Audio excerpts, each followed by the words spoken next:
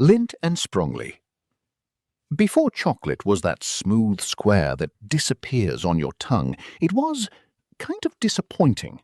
Hard, grainy, something you had to chew through like a compressed cacao biscuit. It tasted powerful, sure, but it didn't feel luxurious. In 1879, a young Swiss confectioner named Rodolph Lindt bought a struggling factory in Bern and started obsessing over one problem. Why doesn't chocolate feel as good as it tastes? He tried different sugars, different fat ratios, different grinding times. Nothing worked. Until one Friday, he forgot to turn a machine off. It ran all weekend. On Monday morning, he walked into the factory and found something nobody had seen before. The chocolate mass was glossy, fluid, silky. It didn't clump, it flowed. When it cooled, it snapped clean and melted in the mouth instead of crumbling between the teeth. That mistake became conching.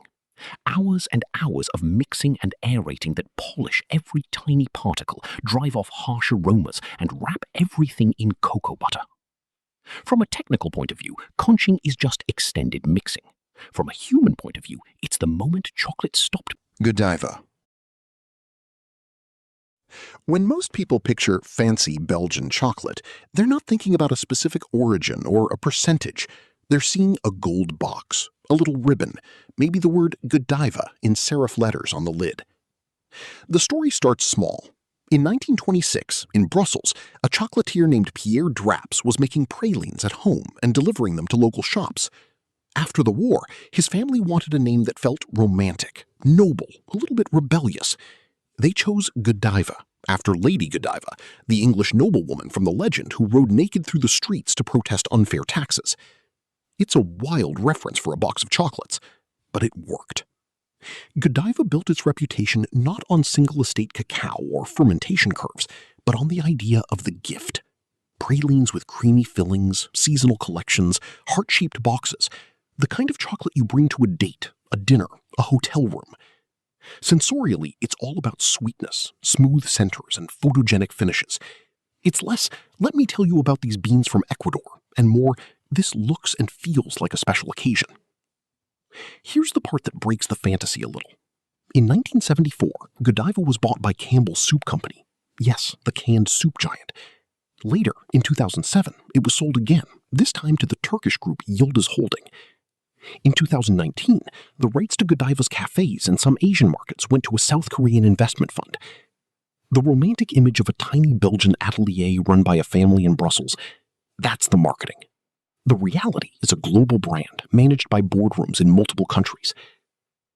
So Godiva becomes a quiet question wrapped in gold foil. When you say luxury chocolate, are you talking about where the cacao came from, or just how the box makes you feel? Valrhona. If Lindt is the chocolate your parents recognize from the supermarket, Valrhona is the chocolate your favorite pastry chef talks about in interviews. You don't usually see the logo on the dessert. You just feel the result. The company starts in 1922 in Tain-l'Hermitage, a small French town surrounded by vineyards in the Rhone Valley. Confectioner Alberic Gironnet opens a chocolate factory there, and by 1947, the name changes to Valrhona, a blend of Vallée du Rhône. The location isn't an accident, it's wine country, and the mentality is the same. Control the raw material, respect the terroir, obsess over the details. Valrhona buys cacao directly from selected plantations and roasts it themselves. They pioneer the idea of grand crus of chocolate, bars and couvertures made from a single origin or even a single harvest. Not just dark chocolate, but Madagascar, 2018 harvest, high acidity profile. In 1989, they opened the École du Grand Chocolat, a school where chefs from all over the world learn how to temper, mold, and pair chocolate at a professional level. Behind many of the most memorable desserts you've eaten in fine dining restaurants, there's a quiet line on the prep sheet, Valrhona 66%. For the audience, it's just the best chocolate dessert I've ever had. For the kitchen, it's control. Acidity tuned, bitterness tuned, fruitiness tuned, like choosing between a Burgundy and a Bordeaux for a pairing. And while luxury chocolate marketing often avoids the messy topics, farmers' income, deforestation, climate, Valrhona went the other way and became a B Corp in 2020, putting sustainability in the official paperwork. It's not just the chocolate you taste. It's the one that quietly shapes what professionals think chocolate. Pierre Marcolini. In the 1990s, when most luxury chocolatiers in Europe were buying ready-made couverture from big industrial producers and focusing on fillings, one Belgian chocolatier decided that wasn't enough. If fashion has haute couture, chocolate should have it too. In 1995, Pierre Marcolini opened his first boutique in Brussels with an almost stubborn idea: control everything from the cacao tree to the shop window. Instead of ordering chocolate by the ton, he started traveling. Madagascar, Venezuela, Ecuador, Mexico. He met farmers, tasted fresh cacao pulp straight from the pod, saw fermenting beans in wooden boxes, negotiated prices that could be up to 7 times the market rate for exceptional lots. Bean to bar wasn't sexy terminology back then. It was considered inefficient, but Marcolini treated it like a craft. In some cases, he helped create new supply chains entirely, like being among the first to bring cacao from Hainan in China to European high-end chocolate. Tiny quantities, months of work, one new flavor profile. The result in the mouth is almost like perfume translated into flavor. One origin gives you notes of passion fruit and citrus. Another leans floral and honeyed. Another feels darker, roasted, with a hint of tobacco or spice. You don't just eat a piece, you taste for top notes, middle notes, base notes. In a world where Belgian chocolate is often just a logo slapped on generic couverture, Marcolini is the outlier. The guy who acts less like a factory owner and more like a designer, sketching a collection every season, but starting not with color or shape, and seen with farmers, fermenters, and beans that most people will never see. Amedei. Most people associate Tuscany with wine, olive oil, and rolling hills dotted with cypress trees. In the 1990s, almost nobody associated it with chocolate. Cecilia and Alessio Tessieri decided to change that from a small converted foundry near Pisa. They named their brand Amedei after their grandmother, and from the beginning chose a path that made zero financial sense on paper. Work bean to bar, source rare cacao directly, and chase quality instead of volume. Cecilia, who would become known as one of the first female master chocolatiers in the world, traveled to Venezuela, among other places, to secure access to almost mythical cacao varieties, Chihuahua, Porcelana. Porcelana got its name because the beans are so pale they look almost white. Historically, they were blended away into bigger batches. Amedei decided to isolate them, bottle them, essentially, in chocolate form. Bars like Amedei Porcelana or Chihuahua started quietly appearing in best chocolate in the world lists over and over again. Small production, no massive advertising, just people who cared enough to hunt them down, taste, and then tell everyone they knew. Inside the factory, most of the team was female, in a sector still dominated by men. Outside, the bars were dense, slow melting, layered. You get raisins, toasted nuts, then something floral, then something almost leathery. It behaves less like a candy and more like a structured wine. Amedei is the story of a woman in Tuscany who looked at French and Belgian chocolate tradition and said, what if Italy had its own equivalent of a Grand Cru? Not in a bottle, in a bar. Toac. So far, everything still fits inside what you'd call expensive chocolate. Now, we're going beyond that, to the point where chocolate stops being just food and turns into an object of collection.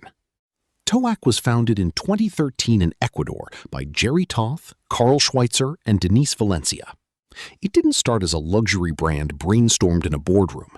It started as a rainforest conservation project. In the middle of that forest, they found something almost legendary. Old trees of Nacional cacao, a genetic lineage that goes back thousands of years and was once thought to be nearly extinct. Instead of selling those beans into the commodity market, they asked a different question. What if we treated this cacao the way people treat a great single malt or a Grand Cru Bordeaux? Tiny harvests, obsessive sorting by hand, carefully controlled fermentation, sun drying, micro batches. And then, this is where it jumps into the surreal. Aging the chocolate itself in barrels. Ex-cognac, ex-whiskey, ex-port, even Ecuadorian woods. Sometimes for years. The bars are thin, 50 grams, and can cost over $300 or $400. Each comes in a numbered wooden box, often with a small pair of tweezers, so you don't even touch the chocolate with your fingers. It's the opposite of grabbing a bar at the checkout. Tasting notes talk about dried figs, tobacco, cedar, orange peel, depending on the barrel and the harvest. At some point, you stop asking, is it worth it? And start realizing that's not the question TOAC is trying to answer. The brand is a statement. If cacao is 5,300 years old as a cultivated plant, maybe it deserves to be treated with the same reverence as a rare spirit or a museum. Epilogue. Melt-in-your-mouth texture accidentally discovered in a Swiss factory.